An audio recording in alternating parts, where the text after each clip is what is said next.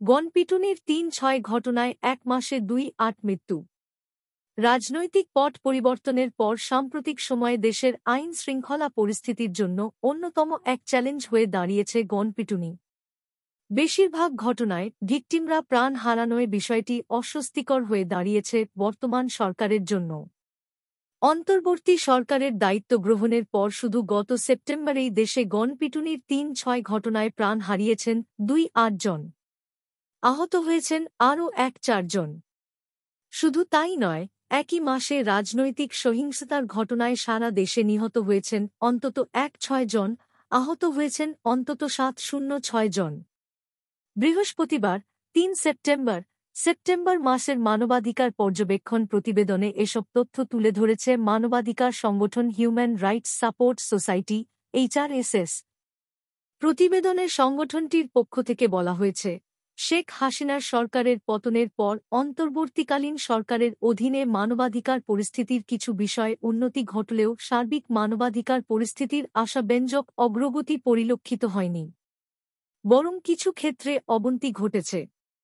সেপ্টেম্বরে মানবাধিকার পরিস্থিতি পর্যালোচনা করে HRSS দেখতে পেয়েছে, আধিপত্য বিস্তারকেন্দ্রিক রাজনৈতিক সহিংসতা, গণপিটুনিতে মানুষ হত্যা, রাজনৈতিক মামলা ও গ্রেপ্তার, সাংবাদিকদের ওপর আক্রমণ, শ্রমিক হত্যা, বিচার বহির্ভূত হত্যা, কারা হেফাজতে মৃত্যু, সংখ্যালঘু সম্প্রদায়ের ওপর হামলা, সীমান্তে নিরীহ বাংলাদেশি নির্যাতন ও হত্যা এবং নারী ও শিশুর প্রতি সহিংসতা অব্যাহত আছে।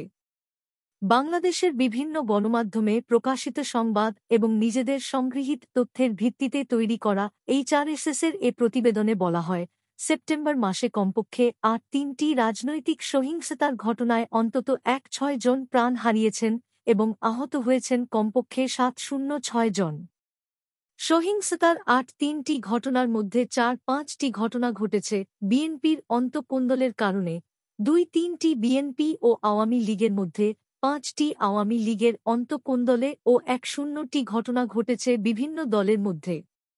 রাজনৈতিক সহিংসতায় নিহত ১-৬ জনের মধ্যে অন্তঃকোন্দলে আওয়ামী লীগের ১ জন ও বিএনপির ৮ জন নিহত হয়েছেন। বাকি ৭ জন নিহত হয়েছেন বিরোধী পক্ষের হামলায়। ১-৬ জন নিহতের মধ্যে ১ জন বিএনপির এবং ৫ জন আওয়ামী লীগের কর্মী সমর্থক। প্রতিবেদন অনুযায়ী সেপ্টেম্বরে ১-০ জন নারী ও কন্যা শিশু নির্যাতনের শিকার হয়েছেন। এর মধ্যে ধর্ষণের শিকার ৪ জনের মধ্যে ৫ জন ৮ বছরের কম বয়সী শিশু। প্রতিবেদনে আরও উল্লেখ করা হয়েছে, সদ্য বিগত মাসে আইন শৃঙ্খলা রক্ষাকারী বাহিনীর সঙ্গে সংঘর্ষে বা হেফাজতে ৯ জন নিহত হয়েছেন। এছাড়া সারা দেশে আধিপত্য বিস্তার ও দুর্বৃত্তদের হামলায় আওয়ামী লীগ, বিএনপি ও জামায়াতের আরও অন্তত ৮ জনের মৃত্যু হয়েছে। এসব সহিংসতায় কমপক্ষে ২৫০টি ঘরবাড়ি, যানবাহন ও ব্যবসা প্রতিষ্ঠান ভাঙচুর, অগ্নিসংযোগ ও লুটপাটের ঘটনা ঘটেছে। HRSS বলছে, খাগড়াছড়ি ও রাঙামাটিতে বাঙালি পাহাড়িদের সংঘর্ষ ও অগ্নিসংযোগের ঘটনায় ৬ জন নিহত ও শতাধিক আহত হওয়ার ঘটনায় পার্বত্য অঞ্চলের মানুষের মধ্যে ভীতিকর পরিবেশ সৃষ্টি হয়েছে। খাগড়াছড়িতে সেনাবাহিনীর সঙ্গে সংঘর্ষে ২ জন পাহাড়ি নাগরিক নিহত হয়েছেন। আশুলিয়া, সাভার, গাজীপুর ও নারায়ণগঞ্জে শ্রমিক অসন্তোষের ঘটনায় ১ জন শ্রমিক পুলিশের গুলিতে নিহত ও অনেকে আহত হয়েছেন।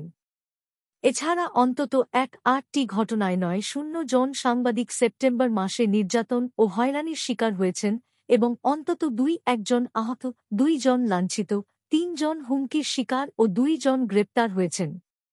এই সময়ে সংখ্যালঘু সম্প্রদায়ের ওপর কমপক্ষে ২টি হামলার ঘটনায় ১টি মন্দির ও ৪টি প্রতিমা ভাঙচুর করা হয়েছে।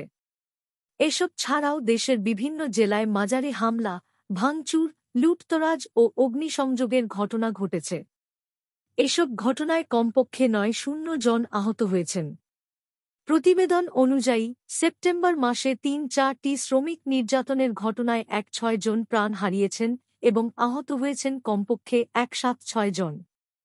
এছাড়া সীমান্তে বিএসএফের ৩টি হামলার ঘটনায় ২ জন বাংলাদেশি প্রাণ হারানোর পাশাপাশি ৪ জন আহত হয়েছেন এই সময়।